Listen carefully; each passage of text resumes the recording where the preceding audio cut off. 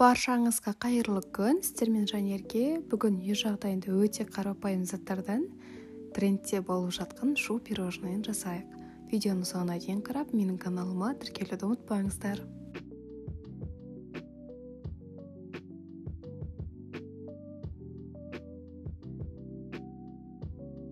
Түбі қалың қазанымызды алып, су құйып, өлшеніп алған сүтімізді қосып, сары майымызды салып, орта отқа газға қоямыз.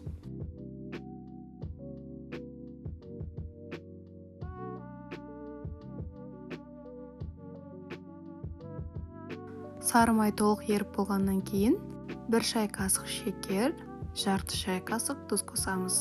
Барлығын жақсылап араластырамыз.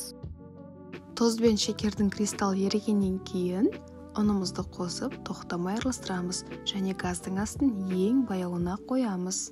Араластыру барысында түйін немесе араласпай қалған ұн болмау керек, барлығын бір-біріне икемдеп араластырыңыз.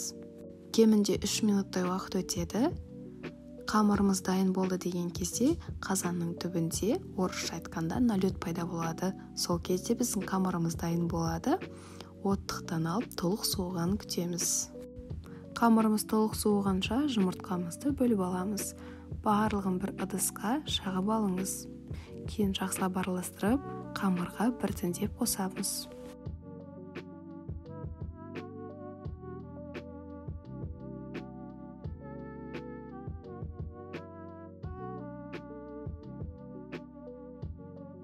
Қамырымыз толық суып болғаннан кейін аз мөлшерде жұмыртқамызды салып, жақсылап миксерлеп аламыз.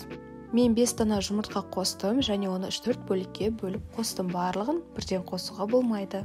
Жұмыртқаның көлемі әркімде әртүрлі болғандықтан, қамырдың қоюлығынан байқаймыз. Мысалы, менде 5 дана жұмыртқа қоссам, сіздер 6 немесе 7 дана жұмыртқа қосуыңыз мүмкін.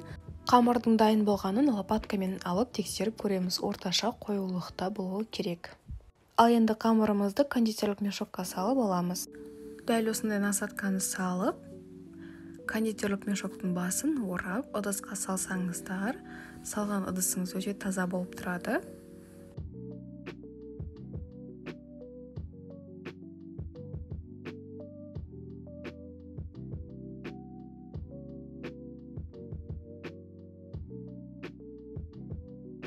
Бес литрлік баклажканың қақпағын алып, ұнға аунатып, пергамент қағазына бір қойып шығамыз.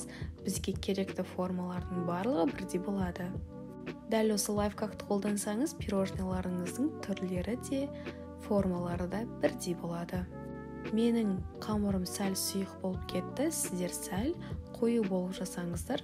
Келесі пирожныйдың бетіне кракелин қоямыз. Толық рецепттің барлығын описанияға ссылкасын қалдырып кетемін. Қызып тұрған пеште 180 градуста 35 минутта пісіріп аламыз. Шу пирожниларымыз дайын болды. Көріп тұрғандарыңыздай өте үрмелі болып шықты.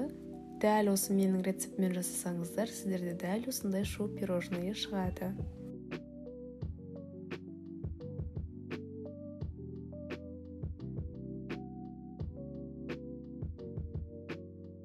Пирожниларымыз суығаннан кейін ағаш таяқшамен кішкентай тесік қалдырамыз. Қаласаңыз, пирожныйдың дәл төбесінен қойсаңыздар болады. Мен алдын ала қайнатпалы крем жасадым. Кремнің толық рецептін описанияға ссылкасын қалдырып кетемін.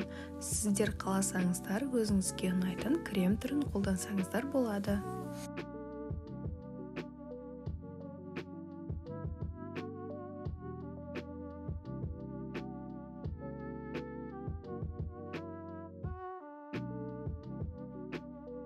Шу пирожниларымыз дайын болды. Ұнаса лайк қойып, пікіріңіз болса комментарий бөліміне жаза кетіңіз. Басқа да қызықты видеоларымды жіберіп алмас үшін каналға тіркеліп, қоңыраушаны басуды ұмытпаңыз. Сіздермен қызықты, күнделікті рецептермен бөлісіп отырамын. Сіздермен болған Жанерге, видеомды соңына дейін қарағандарыңызға рахмет.